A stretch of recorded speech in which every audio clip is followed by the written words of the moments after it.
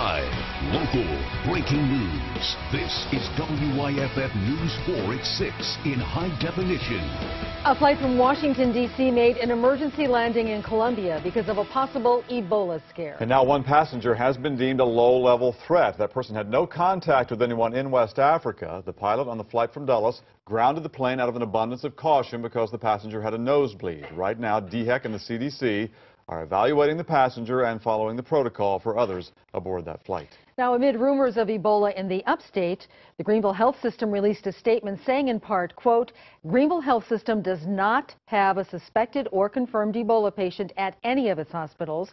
If a case of Ebola is diagnosed, the public will be notified, end quote. We are covering some breaking news out of Washington State right now. Police say a student opened fire on a school cafeteria there this afternoon. One person is dead, 3 others are critically hurt, and 1 is in serious condition. Authorities say the gunman is also dead from a self-inflicted gunshot.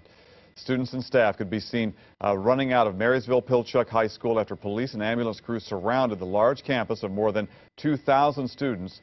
The school is about 30 miles north of Seattle. Not much more information on this right now. We continue to gather information. We'll keep you up to date on WYFF4.com, and of course look for complete coverage right here after this broadcast on the NBC Nightly News. 5 football players at a Greenville County school could face up to a year in prison after a 9th grader's mother says the players assaulted her son. WYFF News 4's Allie Miles was there as a judge told the players their consequences. 5 of the Blue Ridge varsity football players showed up in court today to hear their charge, assault and battery by mob. You need to make sure you show up for court on your court date. If you don't appear on your court date, you'll be tried in your absence. The judge told the players exactly what they're facing after Tuesday's incident.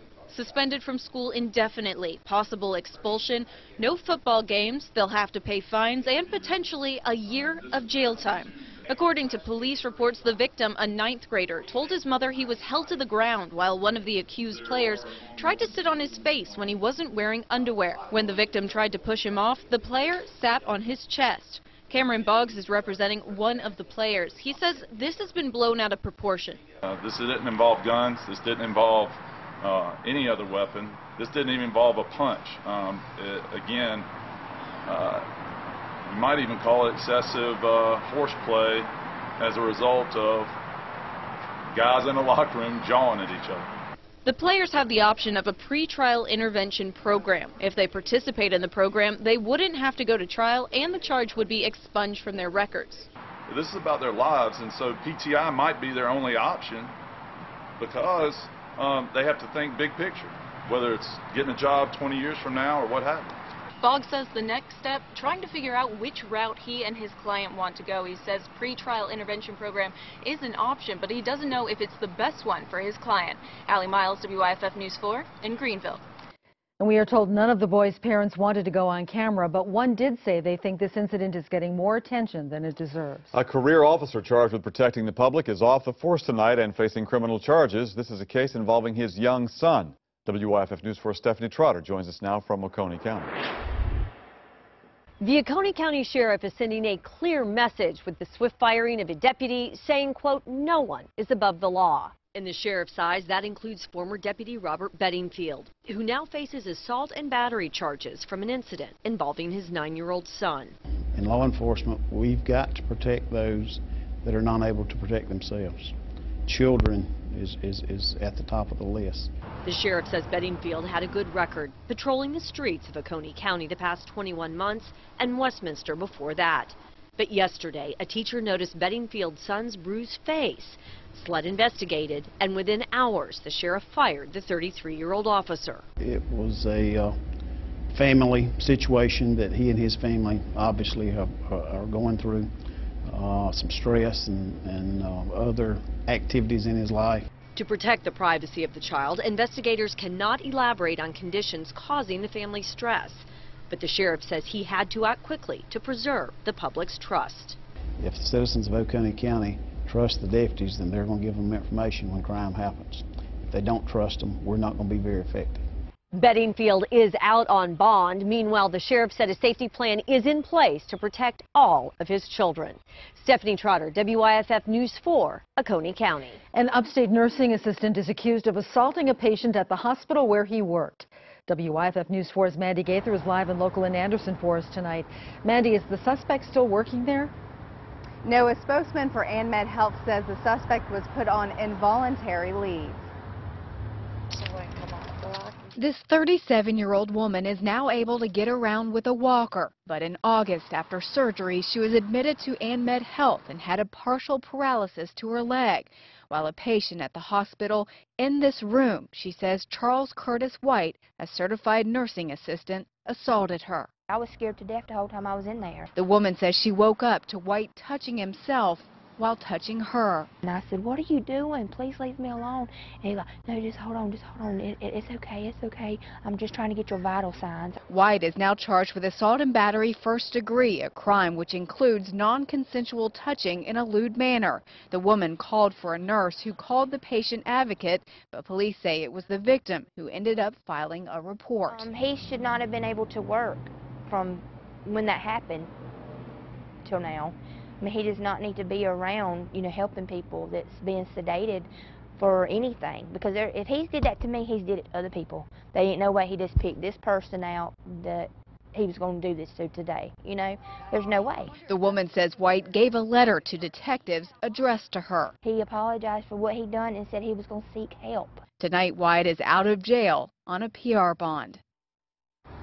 And in a statement to WYFF News 4, ANMED Health spokesman Ross Norton said, quote, "Patient safety is our first priority at ANMED Health, and we take any allegations of staff misconduct very seriously.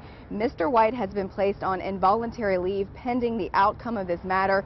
We have and will continue to cooperate fully with all authorities investigating Mr. White's conduct." Now, we did ask ANMED Health when White was suspended. We also asked whether policy was followed when it comes to a crime being reported at the hospital, but we have not gotten a reply yet. Mandy Gaither, WYFF News 4, live in Anderson. Mandy, thank you. Now to a deadly house fire in Spartanburg County. This all started at a mobile home on West Fox Ridge Drive in Lyman about 3 this morning. The Tiger River Fire Chief tells us when they got there, the place was almost fully engulfed in flame. The woman inside the home managed to escape but had to walk to a gas station down the road to call 911. We'd been out here several times on other calls, not fire related, so we assumed that somebody might be inside. 2 crews went in and searched the house, and we found one victim in a bedroom.